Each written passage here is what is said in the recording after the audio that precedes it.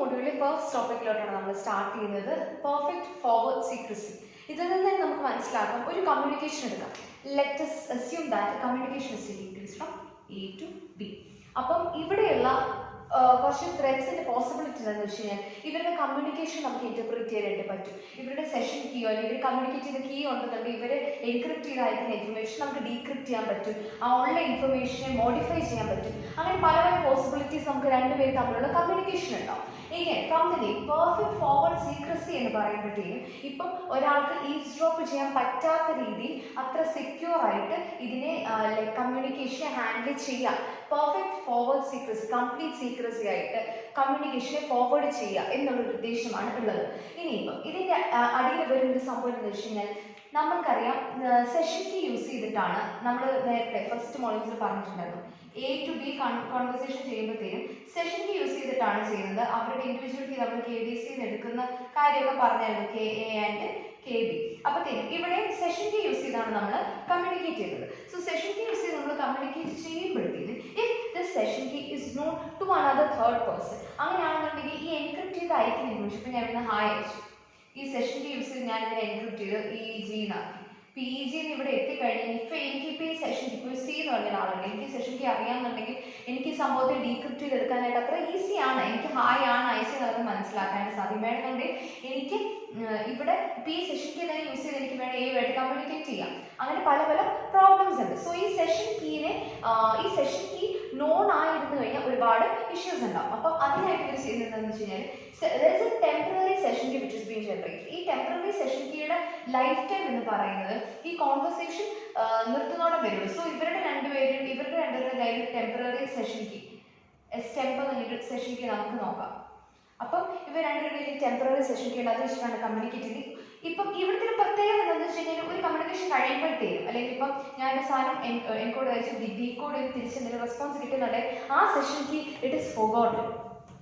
അത് കഴിഞ്ഞ് അടുത്ത് വീണ്ടും ഒരു സെഷൻ കീ ജനറേറ്റ് ചെയ്യാണ് ചെയ്യുന്നത്. അതായത് ഇപ്പോൾ ഇവരുടെ കയ്യിൽ ഒരു കമ്മ്യൂണിക്കേഷൻ്റെ സെഷൻ കീ ഉപയോഗിച്ചിട്ടുണ്ടെങ്കിൽ അതൊരു ലോങ് ടേം കമ്മ്യൂണിക്കേഷൻ്റെ ഒരൊറ്റ സെഷൻ കീ ആയിരിക്കില്ല ഉപയോഗിക്കാം. അവർ സെഷൻ കീസ് മാറി ആയിരിക്കും യൂസ് ചെയ്യുക. സോ ഇതിൽ നിന്നുള്ള പ്രത്യേകത എന്താണ്, ഇപ്പം ബൈ ചാൻസ് ഇപ്പം എയുടെ കയ്യിൽ ഒരു ലിസ്റ്റ് ഓഫ് സെഷൻ കീസ് ഉണ്ടെങ്കിൽ പോലും അത് ഏത് സെഷൻ കീ ആണ് ഇവർ കമ്മ്യൂണിക്കേറ്റ് ചെയ്യാൻ യൂസ് ചെയ്ത്, അല്ലെങ്കിൽ ഏത് പാർട്ട് ഓഫ് ദ കോൺവെർസേഷൻ ഏത് സെഷൻ കീ യൂസ് ചെയ്ത് എന്നുള്ളത് നമുക്ക് മനസ്സിലാക്കാനായിട്ട് സാധിക്കില്ല.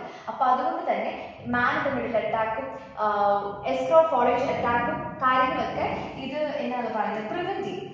Okay, man in the middle attack നമുക്കറിയാം, ഇടയിൽ വെച്ചിട്ട് ഒരാൾ വരുമ്പോഴത്തേക്ക് A to B ചെയ്തു, ഇപ്പം സിക്ക് ആക്സസ് ചെയ്യാനായിട്ട് പറ്റുമോ, സിക്ക് ഡീകോഡ് ചെയ്യാനായിട്ട് പറ്റുന്ന ആ ഒരു അവസ്ഥയിലാണ് man in the middle attack എന്ന് പറയുമ്പോഴത്തേക്കും ഇമ്പേഴ്സണേറ്റ് ചെയ്യാനുള്ള ചാൻസസ് ഇല്ലാണ്ടാവുകയാണ് ചെയ്തത് due to the use of temporary session key.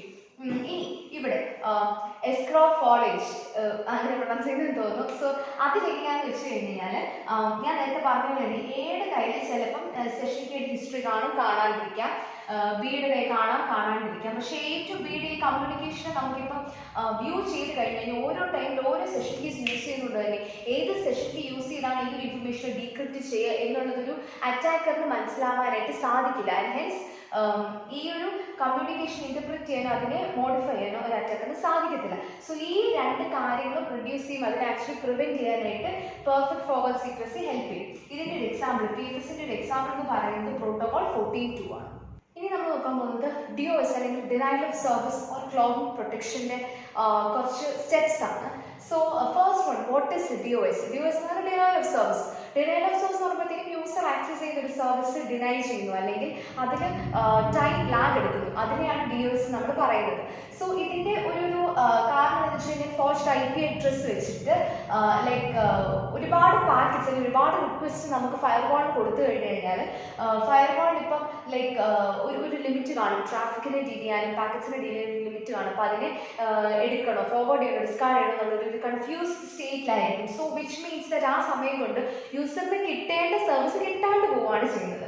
അപ്പം അതാണ് DOS എന്ന് പറയുന്നത്. അപ്പോൾ ഈ ഒരു DOSന് പ്രൊട്ടക്ഷൻ ആയിട്ട് നമ്മൾ ഫസ്റ്റ് ചെയ്യുന്ന രണ്ട് സെക്ഷൻസ് എന്ന് പറയുന്നത് കുക്കീസും പസിൽസ് ആണ്. സോ കുക്കീസ് എന്ന് പറയുന്നത് ബേസിക്കലി ഇപ്പം എനിക്ക് ഒരു കമ്മ്യൂണിക്കേഷൻ നടക്കുന്നുണ്ട് എ ടു ബി. ഓക്കെ, ഇപ്പൊ എ ടു ബി ഞാൻ ഒരു കമ്മ്യൂണിക്കേഷൻ ചെയ്തു. അപ്പൊ ബിയുടെ ലൈക്ക് IP അഡ്രസ്സ്, അല്ലെങ്കിൽ ഇപ്പൊ എനിക്ക് ബിക്ക് ഇപ്പം ഒരു S എന്ന് പറഞ്ഞ IP അഡ്രസ് ഉള്ള ഒരു യൂസറുമായിട്ട് കമ്മ്യൂണിക്കേറ്റ് ചെയ്യണം. ലെറ്റ് us assume that എക്ക് S എന്ന് പറഞ്ഞ IP അഡ്രസ് ആണ്. അപ്പം ഇനീഷ്യലി ഇപ്പം ഈ ഒരു കമ്മ്യൂണിക്കേഷൻ ബിഗിൻ ചെയ്തു. അപ്പോൾ ബി എന്താ ചെയ്യുന്നതെന്ന് വെച്ച് കഴിഞ്ഞാൽ ഒരു value that is called C or cookies. Cookies ആണെന്നുണ്ടെങ്കിൽ വെബ്സൈറ്റിലെ കുക്കി ആയിട്ട് കൺഫ്യൂസ് ചെയ്തിരിക്കുന്നത്. ഇത് വേറെ ഫോർട്യൂറസ് കുക്കി എന്നാണ് ഇതിനെ പറയുന്നത്. സ്റ്റേറ്റ്ലെസ് ആണ്. സ്റ്റേറ്റ്ലെസ് പറയുമ്പോഴത്തേനും അതിൻ്റെ എന്താ ഇൻഫർമേഷനും കാര്യങ്ങളൊന്നും ഇത് സ്റ്റോർ ചെയ്ത് വെക്കാറില്ല. അതിൻ്റെ ഒരു പരിപാടി കഴിഞ്ഞ് കഴിഞ്ഞാൽ അത് ക്ലിയർ ഔട്ട് ചെയ്ത് പോകും. ഇറ്റ് ഡസൻ സ്റ്റോർ സ്റ്റേറ്റും സ്റ്റേറ്റ്ലെസ്സും സ്റ്റേറ്റ്ഫുള്ളും സ്റ്റേറ്റ്ലെസ്സും നമ്മൾ ഓൾറെഡി പഠിച്ചിട്ടുണ്ട്, പല സബ്ജക്ട്സിലായിട്ട് പഠിച്ചു പോയിട്ടുണ്ട്. സോ സ്റ്റേറ്റ്ലെസ് കുക്കീസ് ആണ്, വിച്ച് മീൻസ് ദാറ്റ് ഇതിൻ്റെ എന്താണ് പറഞ്ഞത് റീഡിങ്സോ കാര്യങ്ങളോ ഒരു ഡേറ്റും ഇത് സ്റ്റോർ ചെയ്ത് വെക്കാറില്ല. It just moves on. It is independent of the previous state. അതാണ് കറക്റ്റ്. അപ്പം സി എന്ന് പറയുമ്പോഴത്തേക്കും നമ്മളിപ്പോൾ ഈ ഒരു ഫംഗ്ഷൻ വെച്ചിട്ട് നമ്മൾ അതിനെ ഡിറൈവ് ചെയ്തിരിക്കും. ഒരു ഹാഷ് ഫംഗ്ഷൻ വെച്ചിട്ട് വേറെ IP അഡ്രസ്സും പിന്നെ ഒരു സീക്രട്ട് കീയും വെച്ചിട്ട് നമ്മൾ അതിനെ ആ സീനെ ക്രിയേറ്റ് ചെയ്തെന്ന് വിചാരിക്കും. ഈ കുക്കിക്ക് ഒരു പെർട്ടിക്കുലർ വാല്യൂ ഉണ്ട്, let it be A random value. ഈ വാല്യൂ നമ്മൾ എക്ക് അയച്ചു കൊടുക്കണം. സോ എയുടെ കയ്യിൽ ഓൾറെഡി IP അഡ്രസ് ഉണ്ടല്ലോ, ആ IP അഡ്രസ് വെച്ചിട്ട് എ ആക്ച്വലി കണ്ടുപിടിക്കുവാണ് ലൈക്ക് വാട്ട് ഇസ് സി, എന്നിട്ട് ആ സി തിരിച്ചയക്കണം. സോ ഇവിടുന്ന് ഒരു സി വാല്യൂ ഇങ്ങോട്ട് അയക്കുന്നു, ഇവിടുന്ന് ആ കുക്കീനെ ഫൈൻഡ് ഔട്ട് ചെയ്തിട്ട് തിരിച്ച് അയക്കുന്നു. അപ്പം അയക്കുമ്പോഴത്തേക്ക് എന്താ പറ്റുന്നതെന്ന് വെച്ച് കഴിഞ്ഞാൽ ഇപ്പം ബി ചെക്ക് ചെയ്യും ഈ വന്ന സി എന്ന് പറഞ്ഞ് ബി അയച്ച സെയിം സി വാല്യൂ ആണോ. അങ്ങനെയാണെന്നുണ്ടെങ്കിൽ മാത്രമേ കമ്മ്യൂണിക്കേഷൻ മുന്നോട്ട് പോകത്തുള്ളൂ. സോ ഇങ്ങനെ ഈ സിയുടെ വാല്യൂ വെരിഫൈ ചെയ്ത് മാത്രമേ കയറ്റുന്നുള്ളതുകൊണ്ട് ചുമ്മാ ഏത് IP അഡ്രസ് ചെയ്യുന്നു, ഇപ്പോൾ ഫോർജഡ് IP അഡ്രസ് ചെയ്ത് മെസ്സേജ് അയക്കുവാണെന്നുണ്ടെങ്കിൽ ബിക്ക് മനസ്സിലാവും like this is not the IP address that I had send message to. അപ്പം ബിക്ക് എളുപ്പം ഐഡന്റിഫൈ ചെയ്യാൻ ഹെൻസ് DOS നമുക്ക് ഒരു പരിധി വരെ പ്രിവെന്റ് ചെയ്യാനായിട്ട് സാധിക്കും. ഇനി അടുത്ത് വരുന്നത് പസിൽസ്. പസിൽസ് എന്ന് പറയുമ്പോഴത്തേക്കും ഇപ്പം ഒരു യൂസറിന് റിക്വസ്റ്റ് ചെയ്യുവാണെന്നുണ്ടെങ്കിൽ first the initiator needs to solve a puzzle. ആ പസിൽ സോൾവ് ചെയ്യാനായിട്ട് ഇത്ര കമ്പ്യൂട്ടേഷൻ ടൈം ആയിരിക്കും ഇരിക്കുന്നത്. സോ ആൻഡ് ഈ ഒരു സംഭവം ഈ ഒരു പെർട്ടിക്കുലർ മെത്തേഡ് നമുക്ക് സ്റ്റേറ്റ്ലെസ് ആക്കാനും പോസിബിൾ ആണ്. അപ്പം ഈ ഒരു പസിൽ സോൾവ് ചെയ്തിട്ടായിരിക്കും ആ ഒരു സർവീസിനെ യൂസറിന് അവൈൽ ചെയ്യാനായിട്ട് സാധിക്കും. അപ്പം ഇതിനകത്ത് എന്താ പറ്റുന്നതെന്ന് വെച്ച് കഴിഞ്ഞാൽ ഇപ്പം ഞാൻ പറഞ്ഞില്ല ഇങ്ങനെ A to B കമ്മ്യൂണിക്കേഷൻ ചെയ്യുവാണ്. A to B കമ്മ്യൂണിക്കേഷൻ ചെയ്യുമ്പോഴത്തേക്ക് എക്ക് ബിയിലോട്ട് ആക്സസ് ചെയ്യണമെന്നുണ്ടെങ്കിൽ maybe we need to solve a puzzle. പക്ഷേ ഇതിന്റെ പ്രശ്നം എന്ന് വെച്ച് കഴിഞ്ഞാൽ ഇപ്പം ഒരു അറ്റാക്കർ ചെയ്യുമ്പോഴത്തേക്കും ഈ പസിൽ വരുന്നു, വേറെ അറ്റാക്കർ ചെയ്യുമ്പോഴത്തേക്കും പസിൽ വരുന്നു. സോ ഈ പസിൽ സോൾവ് ചെയ്യാനുള്ള കമ്പ്യൂട്ടേഷൻ ടൈം ഇവർക്ക് ഇതൊരു പുതിയ സംഭവം ആയതുകൊണ്ട് it will take more computation time. ഇപ്പം ഈ ഒരു പസിലിന് പ്രിപ്പയർ ആണെന്നുണ്ടെങ്കിൽ എക്ക് കമ്പയർ ടു ദി അറ്റാക്കേഴ്സ് സമയം കുറവായിരിക്കും എടുക്കുന്നത് സോൾവ് ചെയ്യാനായിട്ട്. പക്ഷെ ഇപ്പം നമ്മൾ കമ്പ്യൂട്ടേഷണൽ പവർ കൂടുതലുള്ള ഒരു സിസ്റ്റത്തെ പറ്റി ആലോചിക്കുവാണെന്നുണ്ടെങ്കിൽ they might not take that much time. So അതൊരു ഡിസഡ്വാൻറ്റേജ് ആണ്. പിന്നെ അതുപോലെ തന്നെ പല അറ്റാക്കേഴ്സിനെ കോപ്പറേറ്റ് ചെയ്യാം ഈ ഒരു പസിൽ തകർക്കാനായിട്ട്. സോ അതുപോലെ ഇപ്പോൾ എ സോൾവ് ചെയ്യുന്ന അതേ സ്പീഡിൽ ചിലപ്പോൾ അതിനേക്കാൾ കുറവ് ആയിട്ട് ഈ ഒരു പസിൽ സോൾവ് ചെയ്ത് കഴിഞ്ഞ് കഴിഞ്ഞാൽ ബിയുടെ ഈ സർവീസിൽ ഡിനൈ ചെയ്യുന്ന എയുടെ അടുത്ത് ബിക്ക് കൊടുക്കുന്ന സർവീസിന് ഡിനൈ ചെയ്യാനായിട്ട് ബാക്കി അറ്റാക്കേഴ്സിനെ കൊണ്ട് പറ്റും. സോ DOS പ്രൊട്ടക്ഷനായിട്ട് യൂസ് ചെയ്യുന്ന രണ്ട് മെത്തേഡ്സ് ആണ് കുക്കീസ് ആൻഡ് പസിൽസ്. ഇനി നമ്മൾ നോക്കാൻ പോകുന്നത് end point identifier hiding. So again from the name itself രണ്ട് പോയിന്റ്സ് തമ്മിൽ നമ്മൾ കമ്മ്യൂണിക്കേറ്റ് ചെയ്യുന്നത് രണ്ട് പീപ്പിൾ തമ്മിൽ നമ്മൾ കമ്മ്യൂണിക്കേറ്റ് ചെയ്യുവാണെങ്കിൽ അവരുടെ ഐഡന്റിറ്റീസ് ഹൈഡ് ചെയ്യുക എന്നുള്ളൊരു ഉദ്ദേശമാണ് എൻഡ് പോയിന്റ് ഐഡന്റിഫയർ ഹൈഡിങ്ങിൽ വരുന്നത്. ഇപ്പം നമുക്കൊരു എക്സാമ്പിൾ എടുക്കാം. Let us assume that there is a communication taking place between A and B. എയും ബിയും തമ്മിലൊരു കമ്മ്യൂണിക്കേഷൻ നടക്കുവാണ്. ആൻഡ് ഇപ്പോൾ ഒരു എൻക്രിപ്റ്റഡ് ആണ് ഫോമാറ്റാണ് നമ്മൾ പോകുന്നുണ്ടെങ്കിൽ ഐദർ സെൻഡർ അല്ലെങ്കിൽ റിസീവർ ഏതെങ്കിലും ഒരാളുടെ അഡ്രസ്സ് അറിഞ്ഞില്ല എന്ന് വെക്കുക. രണ്ടുപേരുടെ അറിയത്തില്ല എന്നുള്ളതാണ് ഈ സർക്കംസ്റ്റൻസ്. അപ്പം ഇപ്പം ഒരാളുടെ അറിയാമെന്ന് വെക്കും, പേയുടെ അറിയാം, നമുക്ക് ബിയുടെ അറിയത്തില്ല. അല്ലെങ്കിൽ ഇപ്പം ഈ ഒരു പാക്കറ്റിനെ ഇന്റർപ്രറ്റ് ചെയ്തുകൊണ്ട് ബിയിലോട്ടാണ് പോകുന്നതെന്ന് എനിക്ക് മനസ്സിലാവുന്നില്ല എന്നുണ്ടെങ്കിൽ അറ്റാക്കർ വേറൊരു കാര്യം ചെയ്യാം. ബി ആയിട്ട് ഇംപേഴ്സണേറ്റ് ചെയ്യാതെ തന്നെ എയുടെ അടുത്ത് കൺവിൻസ് ചെയ്യാം. Like I am the receiver എന്നുള്ള രീതിയിൽ കൺവിൻസ് ചെയ്ത് എയുടെ അടുത്ത് എയുടെ ഇൻഫർമേഷൻ ഈ ഒരു ഇമ്പോസ്റ്റർ അതായത് സിക്ക് കിട്ടാനുള്ള ചാൻസസ് ഉണ്ട്. സി ഞാൻ പറഞ്ഞു വരുന്നത് എന്താണെന്ന് വെച്ച് കഴിഞ്ഞാൽ ഇപ്പോൾ ഒരാളുടെ മാത്രം ഐഡന്റിറ്റി അറിഞ്ഞിരിക്കുന്നു എന്നുണ്ടെങ്കിൽ ലൈക്ക് പാസീവ് അറ്റാക്സ് നമുക്ക് പ്രിവെന്റ് ചെയ്യാമെങ്കിൽ പോലും ആക്റ്റീവ് അറ്റാക്സ് പ്രിവെന്റ് ചെയ്യാനായിട്ട് പറ്റത്തില്ല. So it is much better to hide the identities of both the parties.